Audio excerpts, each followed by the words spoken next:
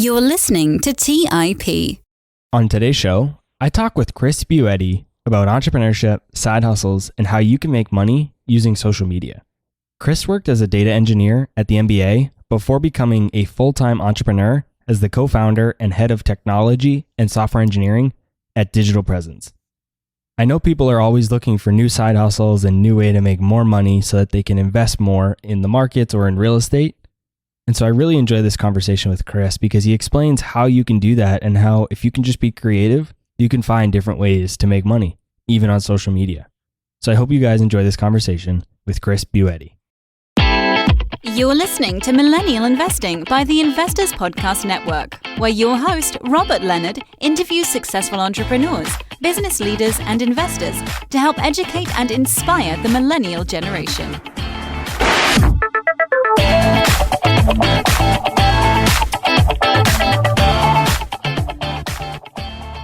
Hey everyone, welcome to the show. I'm your host, Robert Leonard, and with me today, I have Chris Buetti.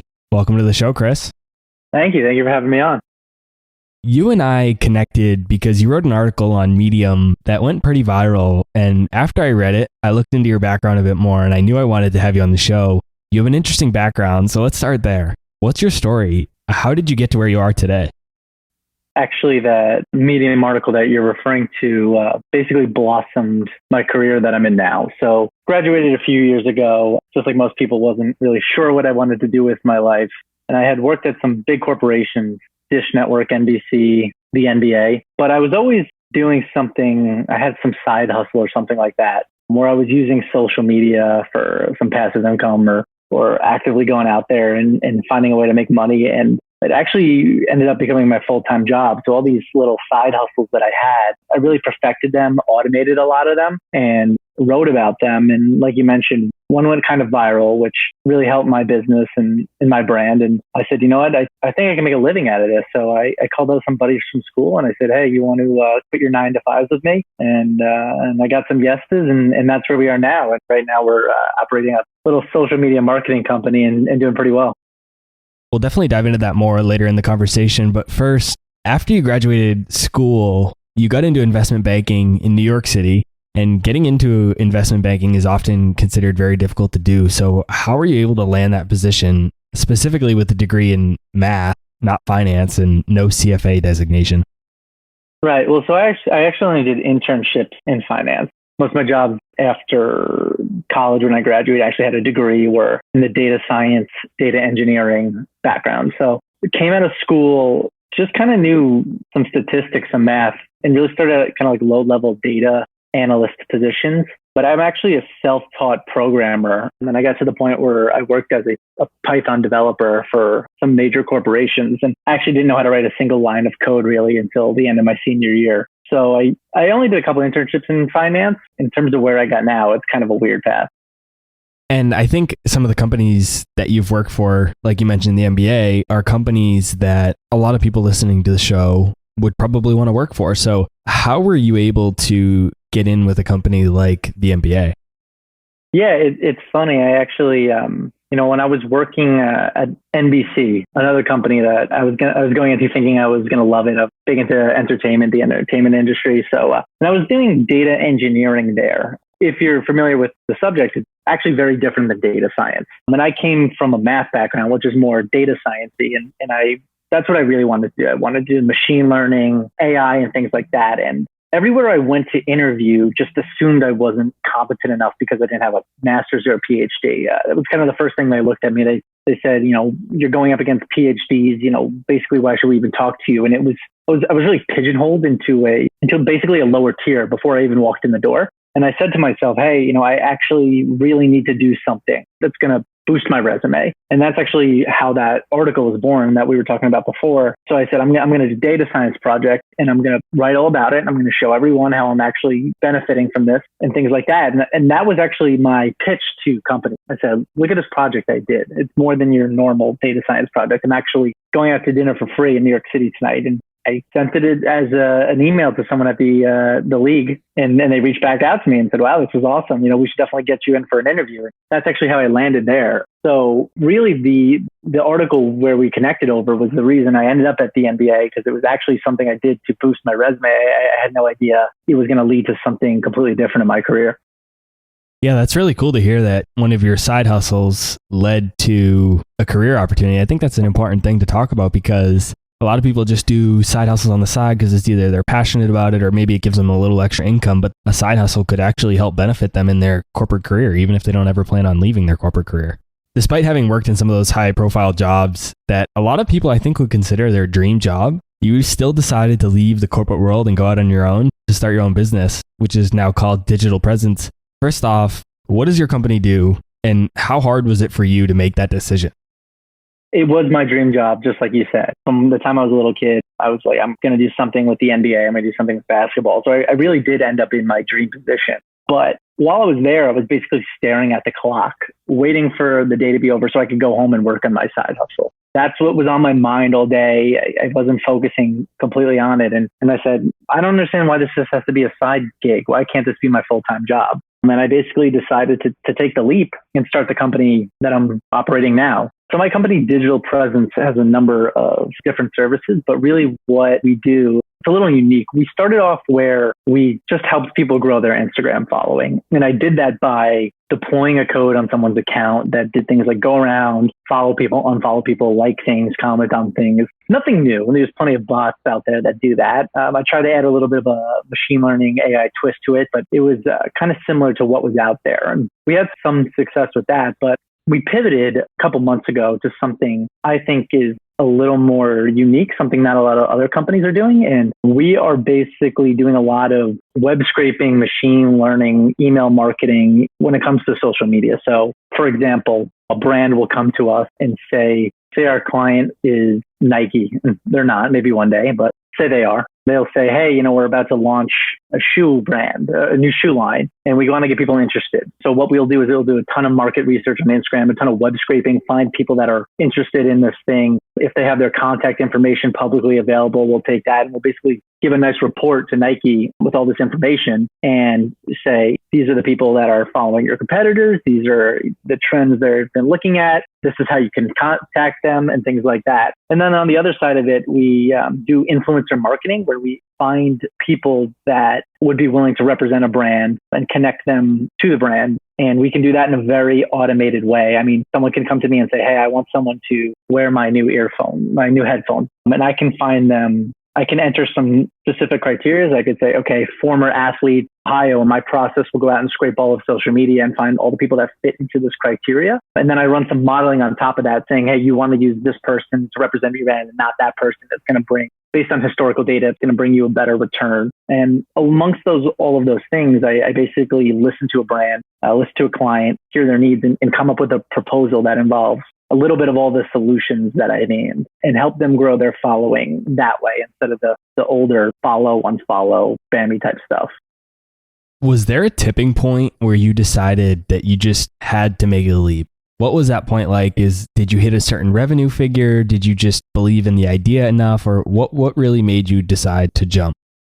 Yeah, absolutely. So I actually started this business with two buddies from college, and we all had full-time jobs, obviously, when we started it as a little side hustle. And one of them was working for a startup in Florida. And that startup folded. And he said to me, hey, I'll make you a deal. I'm not gonna go find another corporate job. I'm going to take this and I'm going to see if I can land us some big clients. And if I can, you have to quit your job and join me. And I said, all right, you got a deal. And within a month or two, he had some really big names willing to give us some money to sign us up for some projects. And I just kind of thought about it. And I said, if I don't do this now, I'm never going to do it. I'm just going to say, if I work a little bit harder, I'll get promoted from data engineer to associate data engineer and all these things. And I said, I'm at the NBA, I'm at my dream job, and this is what's occupying my mind. This is what I need to do. And if I don't do it now, I'm not going to do it. And I said, I'll give it a go. I'm going to uphold my end of this promise. And I joined my co-founder in leaving our jobs and doing this full time.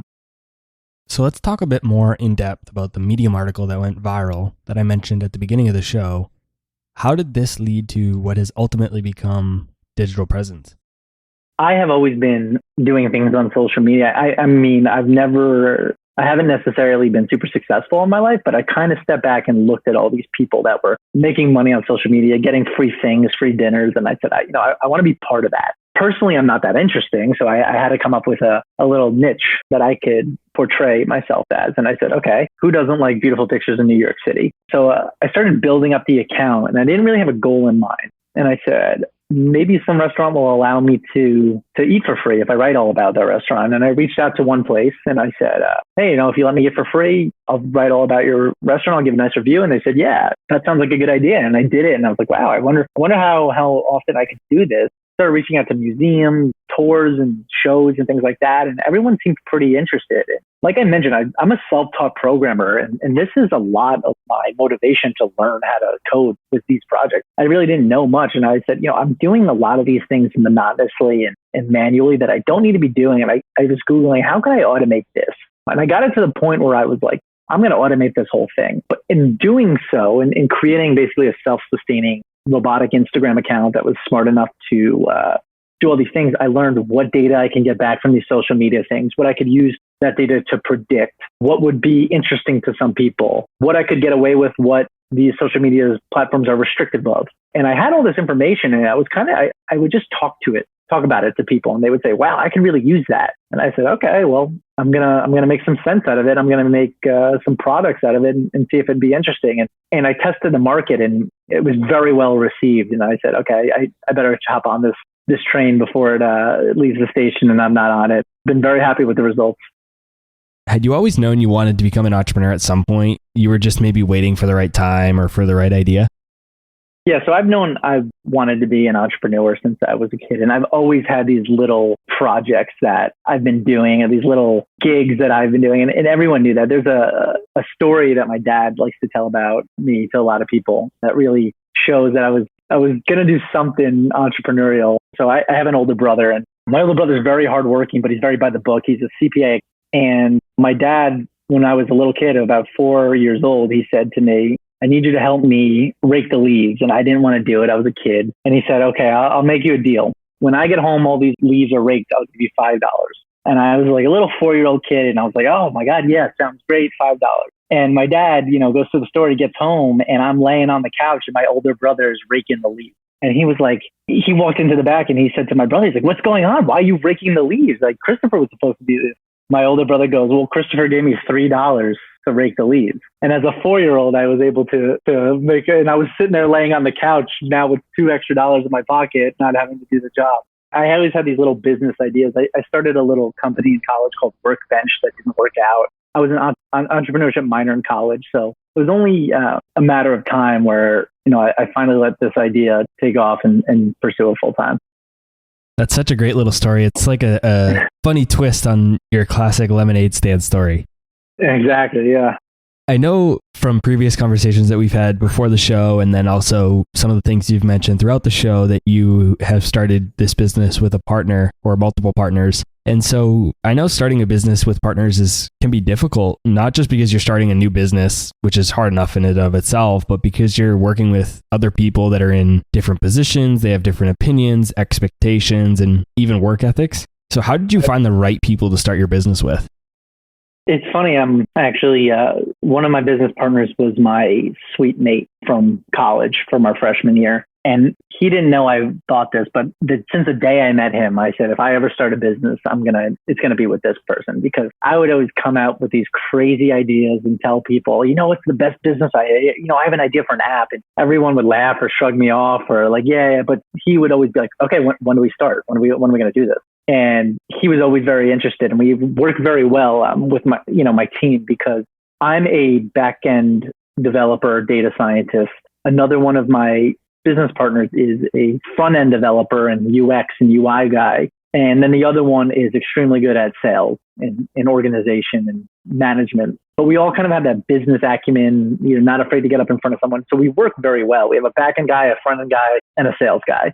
So luckily, we work together very closely. One of them is in Florida. The one I work with closely is actually in Florida. So we do everything digitally, even though he's like my best friend. If he were here, we'd probably have killed each other already. So it's good that there's a monitor between us two. But yeah, we work very well because we all do different things and we all are responsible for, like, it's not like I found another engineer or data scientist and said, let's do this. We all separated ourselves and said, you're doing sales, you're doing front end work, I'm doing back end work. So we're all responsible for our own things and we know who to blame when something goes wrong. And that's really how we've made it work. I think we lucked out in that we all have this unique skill set in that we're not fighting for the same projects. Like when something comes through the pipeline, we know who it's going to, and we can delegate that very easily rather than like saying, oh, I want to get on the sales call, or like, oh, like if a sales call has to happen, it's going through one of my co-founders. If something happens on the front end, it's going through the other one. If a model needs to be fine tuned, it's going through me. So I think that's allowed us to work very actively and very efficiently together. Actually, that we're so different has really helped us. And how were you guys able to structure the business? Do you all own 1/3 of the business, or how did that work out with you having come up with the idea and then pitched it to other people? Yeah, so we all own 1/3. So I said to them, hey, let's split this evenly. So I'll make you guys a deal. They helped me come with a lot of it. I can't take all the credit, but I did approach them about the business and I said, okay, I have an idea. We'll split it 1/3 each, but I have a guy that I know who would do all of our accounting for us. And if we can offer him maybe a percentage point or two, it comes from you instead of me. I know someone who is willing to be our lawyer, and instead of paying them every time we need a contract, we can offer them a percentage point and it'll come from the other one of you. I mean, everyone was on board with that. And actually, like I mentioned before, my brother is a CPA accountant, very intelligent, very experienced. And we said to him, hey, you do our books, you do our finances, you do our taxes, you make sure we're not going to have the IRS knocking on our door, and we'll give you a percentage point. And he was all for that. So we gave him a couple, and it came from my business partners. And then the other business partner's dad is a business lawyer. We made the same deal with him. So we did own 1/3 each. Now I own a percent or two more than the other guys. But that's how we really decided to do it. And everyone was happy with that deal. Yeah, I think that's a good way to do it. I think a lot of times new startup founders, or even just people working on a project together that's a small business, I think people get really hooked on 1 or 2% here and there, and they really spend a lot of time focusing on that, where they should really be out there trying to get market validation and really pushing the product or service before they should even be worrying about that. So I think it's good to hear that you guys kind of took a brush stroke and just said 1/3 each. Let's really get to work and start building this business. Yeah, I mean, before you brought that up, I hadn't thought about that in a long time. We are going through the thought process of raising money, talking to investors. And even then, it hasn't really, I haven't really said, oh, I own 1/3 of this business and he owns. No, we're all just so excited about the results. And whatever that has to be, if someone needs more money, like I'm not even bothered by that. I mean, maybe one day I will. It doesn't matter to me. I want to make sure the business is doing well. We're all excited. I haven't even thought of a couple percentage points. I don't think my co-founders have either. So we're just happy to be working together. Yeah, and I personally think that's really important. And I think that probably has helped you guys reach success. I don't know if you've spent any time on any of the entrepreneurship type dating sites, if you will. They're not really dating sites, but they connect potential co-founders. And if you ever talk to anybody from those sites, they seem to want to nickel and dime over 0.5%, 1/4%. And for me, it was just like, and this is on other projects I've worked on in the past. And for me, I'm like, I don't care to that degree. We don't even know if this is going to work. Let's get out there and get validation, and then we'll worry about it, right? And it sounds like you guys did that. And I think that that's been really successful for you guys. Yeah, I mean, we're all very much on the same page. I think we all, again, we're early, and maybe this will be different in the end of the day, but we're not as focused on money as we are about making something out of this business. At the end of the day, to me, it's not as much about the money as it is about the fact that you're looking at my office right now. I work from home. I have a dog. I'm wearing a t-shirt and sweats. No one can be mad at me for being late to work besides myself. I love the entrepreneur lifestyle. I love the fact that I'm not just slaving away. And I thought this would be cliche until I've been in the moment where I would work with a client and they would say things to me like, you made this so much easier for me. Thank you. Like, you made my life so much easier for me. And like, at that point, you kind of forget about the money. You're like finding meaning in your work rather than slaving away at your to-do list that your boss is putting on your desk. You're actually like, if you do a good job clients are happy. People say, I don't care that I just paid you X amount of dollars. You just saved me 3 weeks worth of work. It's cliche, but it's more meaningful than maybe $100 more or $1,000 more I would have made working for a big corporation where I'm begging my boss for a half day off one day. So I don't think any of us are super concerned about who is getting more of the dollar than that person right now. We're just making sure that we can make this a brand, make this a business, because we're all very happy. We're all very, very happy, and we don't want that to go away. And when you think of it that way and you're not focused solely on the money, that's when the money will come, right? Exactly. So one of the biggest hurdles that I get from new entrepreneurs or just new side hustlers or just people working on side projects is that they have a hard time coming up with initial capital needed to start a business. How were you able to fund your startup at the beginning while living in one of the most expensive cities in the world? We're completely 100% bootstrapped. So I lucked out in being that I wanted to start a business and I was an engineer. I think that if you're an engineer and you want to be an entrepreneur, you have no excuse. You have the right tools to build things. So I built a program. I worked with my co-founders and we came up with a program where I coded, and there are server costs and things like that, but nothing that we couldn't fund easily. And then I went out and I said, hey, let me run your Instagram account on my thing and pay me X amount of dollars per month. And someone said, yes. We started slowly that way and we really bootstrapped it and scaled that way. And then when we had made enough money, we were able to quit our jobs and focus on this. So we actually haven't raised a dime. We have $0 in debt. 2 out of the 3 of us are working full-time on digital presence.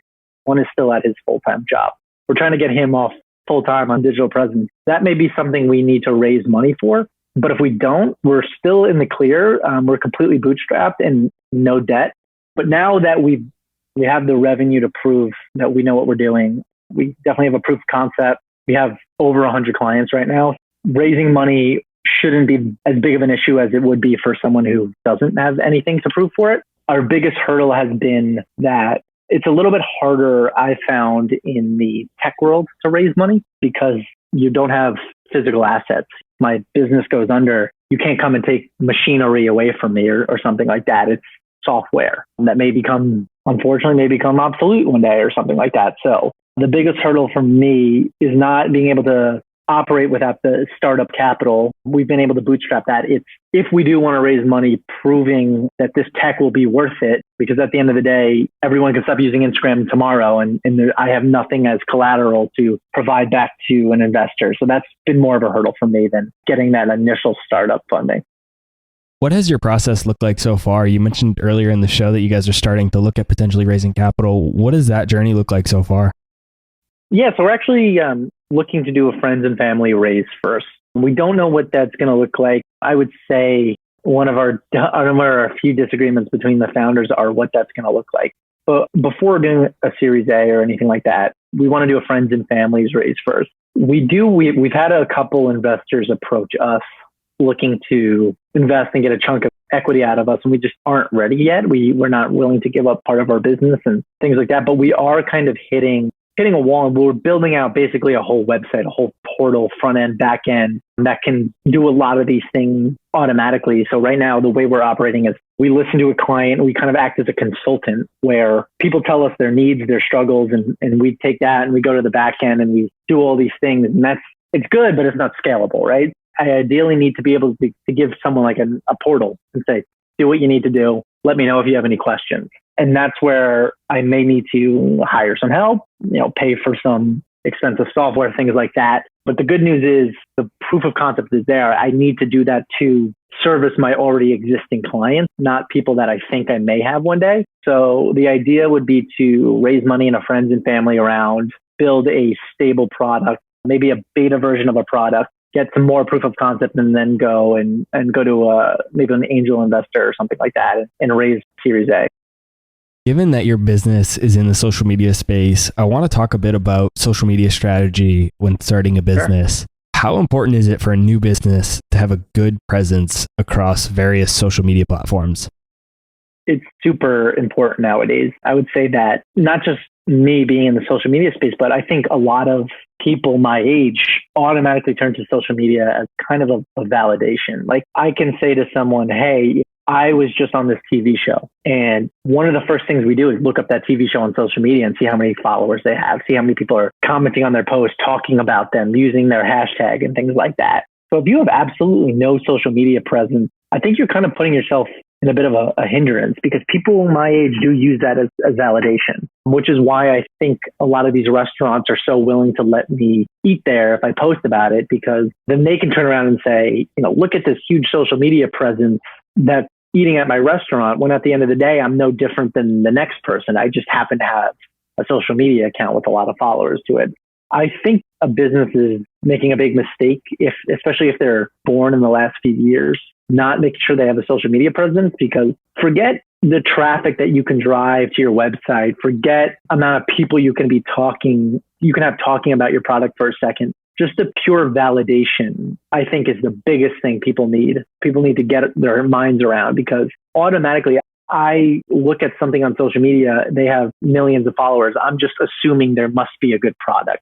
I was considering going to 2 museums in New York City a couple of weeks ago with my girlfriend. And actually what I did was I looked at their social media pages, and I went to the one that had more followers, that had a nice curated feed. And I said, these people have something to show for it. I'm going to go to this one, because I don't know if this other one is going to turn out to be good, but at least this one from a high level looks like it's going to be good. People are going to it. People are following it. And that really made my decision. I think that's the same case for a lot of people. So I think it's very important.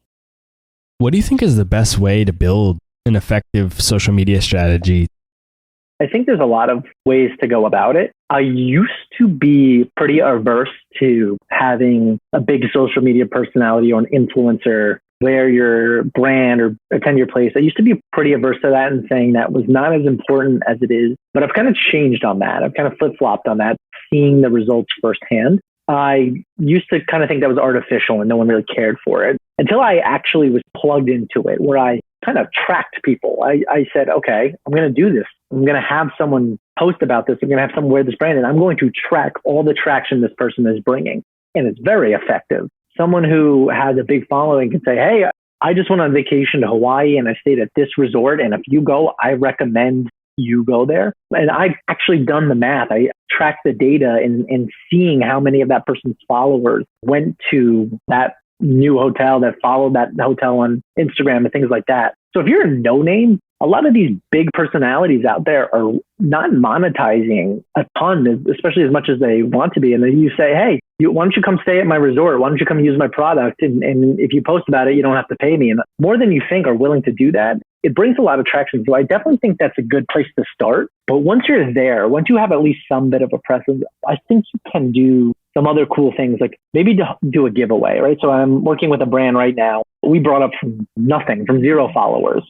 We did some influencer marketing for them. We got people talking about their brand, and now they're doing a giveaway, right? So they said, okay, we're going to give away $750 worth of product. And they posted about it, and we had other people posting about it. And that's another way to get people aware of the brand. Like, oh, what is this place that's giving away $750 worth of their product? You can start doing all these other things. Okay, now we do email marketing. Well, why don't we scrape users on social media, get their emails and email them directly and tell them about this giveaway they're doing? So I think a good place to start is to see if you could partner with someone and have them represent your brand, because it's actually surprising how much influence these people have just by having a large social media following.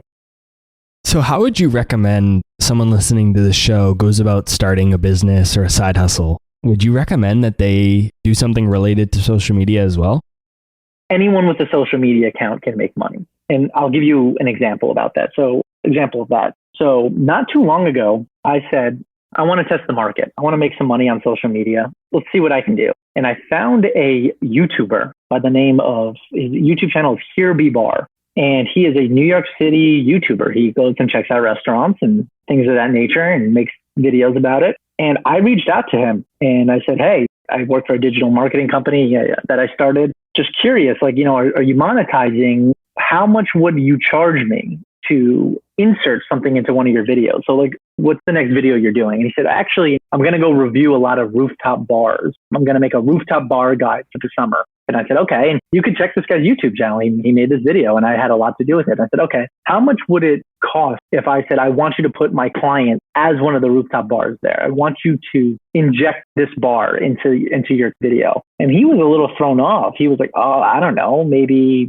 X amount of dollars and can't say the price. And I said, okay, sounds great. And I turned around and I wasn't doing any automation or programming or data science. It's just conversation. I reached out, found his email on YouTube and reached out to him. I said, okay, great. And I turned around to another rooftop bar, again, just found their email on social media. And I said, hey, I manage a YouTuber. He's doing this video. Some of the rooftop bars he's including are PhD 235th and Mr. Purple, which are the biggest names in New York City. He's got 100,000 subscribers. If you want, I can make you part of this video. It's going to cost you, and I 10x'd his number. He was very aware. He was okay with me doing that. As long as I brought him his number, he was okay. And I went to these rooftop bars and I 10x'd his number. And every single one I reached out to said yes. And if you go and watch this video, a lot of these rooftop bars he has in there are because of me. So he had 2 or 3 he was planning to go to, and I paid him to put in the rest. And every single one was willing to pay for that promotion. And just like that, I had made myself a bunch of money just by doing that basic work. And that's only one application of this. I found another podcast that interviewed entrepreneurs, actually coincidentally, a couple months ago. And I said, what if I aggregate a list of entrepreneurs on social media? Would you pay me to do that? So you don't have to do the work and sitting there and finding them all? And he was like, absolutely. And I went out to social media and this one I used my programming for, and I wrote a script that looked to Twitter, YouTube, Instagram, Facebook, found entrepreneurs that were successful, aggregated all this information, this metadata, follower count, subscriber count, phone number, email, and I gave him that data set. And I said, here you go. And he was super happy. And he said, the next one, I not only, how about I pay you a little bit less, but everyone that books with me, I'll give you X percentage of that. And I said, deal. And I had made myself a couple little side hustles without that much effort right there. I was making lives easy on one end. I was getting brands promotion on the other end, and everyone seemed to be happy for it. So those are just a couple of ideas I came up with and very easily executed on. And look, I own a business. I'm a sales, I have to drive sales. If someone approached me and said, hey, can I be your salesperson and take X amount of money off the top? I'd be like, absolutely, go for it. Like, I need business. Absolutely. And if that person can go and find me a bunch of clients and wants a little bit of a founder's fee, like, all power to them. I'm very happy with that. I'm now further succeeding as a company. This college kid could be making more money than he wasn't before. And we could have done all of our work through social media. So if you're looking for a side hustle, I think social media there's so many opportunities. You can just reach out to a brand and say, how can I help you? If you can make it work, there's plenty of money to be made. And that's basically how my business was born. I took all these little side hustles and I kind of productionalized it, automated it. And that's how I came up with my company. So are these opportunities still available today, or have they been kind of erased with so many people doing it? Oh, no, their opportunities are everywhere. I would say where you can find some success is if you reach out to a brand and said, hey, let's run an influencer campaign for your brand. I'm sure they've been reached out to before, but a lot of what they've done are these massive influencer marketing companies that have minimum of a $50,000 budget. And XYZ brand, small brand in New York City say, I can't pay $50,000 to have some cool influencers wearing my stuff, but I can pay $5,000. And that's where you can step in and say, yeah, you're not going to get the quality of these major companies doing it for you, but there's definitely an untapped market of people who can't pay those high numbers to have some social media personality wear their clothing and things like that. So where my company started was actually wanting to be like the Metro PCS of this stuff. Reaching out to people and saying, I'm not going to have Tiger Woods wearing your shirt, but I will have this former Ohio State basketball player who was in the conversation for MVP. He's still got a following, and he's only going to charge you $200 rather than the $2 million Tiger Woods was saying, and people are all about it. So I think that's a good place to start, is not trying to go after these huge brands, these huge companies. They're taken care of. Find people who have a startup that have some marketing money to part ways with. And I think there's a lot of synergy there. What has been the biggest thing you've learned since becoming an entrepreneur? I would say that the biggest thing I learned is that you're no longer can afford to slack. So there are days where I'm sure anyone with a typical job can say, I wasn't that productive today. I had a lot on my mind. I'll pick it up tomorrow. Or, this week wasn't a good week for me. I'll pick it up next week. If I have something that's bothering me, that's going to be an obstacle for me, like I need to get that covered. If I don't do my best, I'm not, going to be able to put food on the table, which I think is going to really help me, whether this entrepreneurial venture of mine works out or I have to go back to a standard job where I've gotten really good at separating these external issues from my work. Because if I don't perform at least to the best of my capability, I have no one to blame for myself. Whereas in the past, I could have had a bad day, but at the end of 2 weeks, my paycheck's coming in. So one of the biggest things I've learned is to kind of separate the outside world from my work. Nowadays, when I go to the gym, I put my phone on airplane mode. I never used to do that, but I know that if I don't get some exercise in without any distractions, I'm going to be all pent up the rest of the day. I've gotten really good at separating all these things and making sure they don't interfere with my work, because I have no one to blame but myself when I can't pay my rent. So I'd say that's the biggest thing I've learned. If you were able to go back and do certain things over again, what would you do differently? When I started my career, I envisioned that I would be some sort of liaison between the technical world and the non-technical world, because I like to sit behind a computer and code. I was a math major, but I also like getting up in front of people and speaking. You could put me in front of a crowd of 1 million people. Not saying I would kill it, but I wouldn't be scared. And I felt like that was a unique skill set I had, and I really tried to exploit it. But what I really should have done is step back and focused on the things I wasn't good at. I should have stepped back a little bit more and said, you know what, I kind of don't love sitting behind a computer 24/7, but if I really, really, really learn how to program right now, then I'm going to be able to extrapolate that in the future. But I think I passed up on some opportunities to learn some cool machine learning concepts, do some cool AI things, because, I wanted to be on that sales pitch instead. I wanted to do both. I should have just put my foot down and suffered through the hard things, the tough things that I didn't want to do a little bit more. But because then when I did want to do my own thing, I would have that knowledge where I have to figure out a lot, and I had those opportunities. And I didn't want to be that stereotypical software engineer who never saw the light of day. But I kind of should have just forced myself to suffer through it a little bit more, because now I'm not that software engineer who doesn't see the light of day. I'm an entrepreneur. I'm not only coding, I'm getting up in front of people, I'm selling things, I'm pitching things, I'm talking to people. And it's taking me longer to program something than it would have if I've just really learned that skill and perfected it. So that's one thing I would change if I could go back. What is the number one piece of advice you'd give to someone who is interested in starting their own business or side hustles similar to like what you've done? I'm sure every entrepreneur says this, and you've heard this 100 times before, but you really don't get it until you're in that position. And I'm sure you've heard it. You hear, don't do it for the money. Don't do it because you think you're going to cash out and end up a Silicon Valley tycoon one day. Don't do it so you can't have a boss.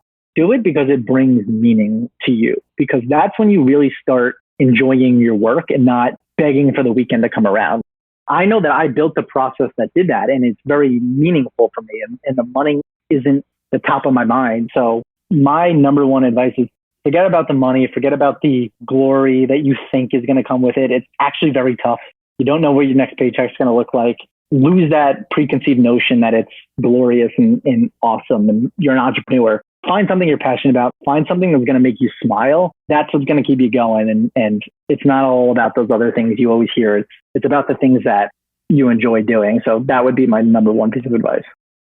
It's about all those things that you don't get to see on social media. It's all those things you don't see behind the Instagram post. Exactly. Yes. Chris, thanks so much for your time. I think this conversation is going to provide a lot of insight into a lot of different things that we talked about that I know the audience is going to be interested in. I know it did for me. Where can the people listening to the show today go to connect with you and learn more about Digital Presence? I encourage everyone to go check out the website, digitalpresence.com. It's PREVENCE, digitalpresence.com. And there's an About Me page with links to all my social media, my Twitter, my LinkedIn, my Medium, if people want to read some more, and my other founders as well. So definitely anyone that happens to listen to this, feel free to reach out. I'll be sure to put links to Chris's resources in the show notes. You guys can go check it out. I'll also put links to various different things that we talked about throughout the show, as well as some books that relate to the topics that we talked about in the show notes. You guys can go check those out as well. Chris, thanks so much for your time. Yeah, thank you. All right, guys, that's all I had for this week's episode of Millennial Investing. I'll see you again next week. Thank you for listening to TIP. To access our show notes, courses, or forums, go to theinvestorspodcast.com. This show is for entertainment purposes only. Before making any decisions, consult a professional. This show is copyrighted by the Investors Podcast Network. Written permissions must be granted before syndication or rebroadcasting.